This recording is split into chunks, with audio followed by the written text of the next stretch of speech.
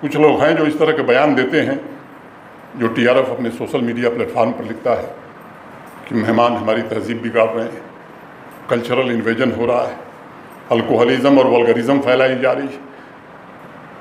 2023 में एक बयान दिया गया कि ये जो ट्रेन आ रही है कश्मीर को, ये स्टेट स्पॉन्सर्ड डेमोग्राफिक मैनिपुलेशन का एक टूल है। इस तरह के अनेक बयान हैं और इन खतरनाक बयानों के कारण मैं समझता हूँ कि स्थिति बिगाड़ने की कोशिश होती है, लेकिन अब जम्मू कश्मीर उसके आगे निकल गया है।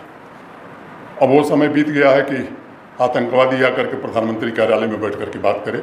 अब मैं समझता हूँ कि एनआईए का या जम्मू कश्मीर पुलिस का एक एसपी भी उसे कुर्सी नहीं देता है, ज़मीन पर ही बैठाता है।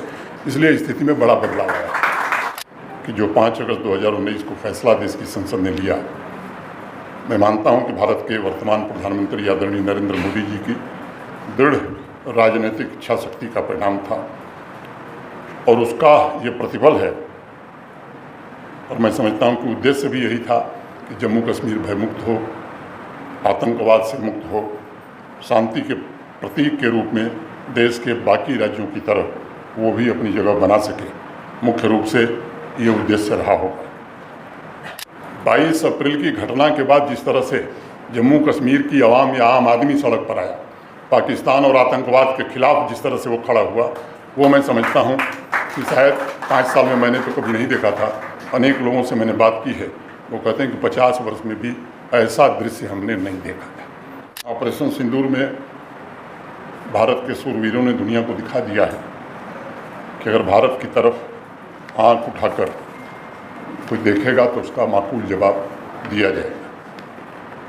मुताबिक का साहब वो आपको चलना होगा सेक्रेटेरिएट, इस तारीख को हमने कहा क्या है, तो साहब दरबार मूव, मैं जानता नहीं था दरबार मूव क्या है।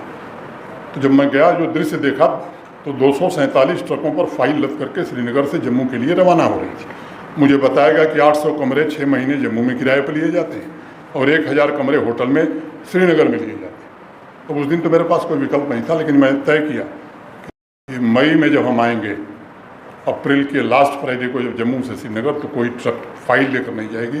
फिर वो ऑफिस हो गया, ऑनलाइन सर्विसेज वहाँ, और आज देश में सबसे ज़्यादा 1140 ऑनलाइन सर्विसेज जम्मू कश्मीर में ही है। वो फर्स्ट है सभी स्टेट और यूटी मिला करके। दूसरी एक समस्या थी लैंड रिकॉर्ड की, उर्दू में ही था, वहाँ का पटवारी कलेक्टर से ज़्यादा ताकतवर था। और मैंने एक बार जब डिजिटाइजेशन हो रहा था तो एक कार्यक्रम मैंने कहा कि अगर उस समय डिजिटाइजेशन का युग रहा होता तो भगवान कृष्ण जैसा महान व्यक्तित्व मौजूद था, फिर भी महाभारत हो गया 5 गांव के लिए। उराग दरबारी का नाम आपने सुना है, बहुत लोगों ने पढ़ा होगा, श्री लाल शुक्ल का। उसमें एक पात्र है लंगड़। लंगड़ माने भोजपुरी में जिसका पैर खराब है, तो उसका एक पैर खराब था। वो बेचारा अपने लैंड रिकॉर्ड के लिए पटवारी के पास दौड़ता था, रेवेन्यू अफसर के पास दौड़ते दौड़ते लगा कि उसका दूसरा पैर भी खराब हो जाएगा, तो उसने जाना बंद कर दिया। अब लैंड डिजिटाइजेशन हो गया पूरी तरह से, हिंदी, उर्दू और अंग्रेजी, ये तीनों में लैंड रिकॉर्ड और पासबुक सबको उपलब्ध करा दी गई है। वंचित वर्ग हो, आदिवासी समुदाय हो, जो भारत के संविधान द्वारा प्रदत्त अधिकार हैं वो उन्हें मिल गए हैं। महिलाओं के साथ जो भेदभाव था वहाँ की हैं, वो आ गई, शादी दूसरी जगह हो गई तो पिता की संपत्ति से, अधिकार से वंचित हो जाती थी लोग। ये कानून भी बदल गया, बड़ा अन्याय था।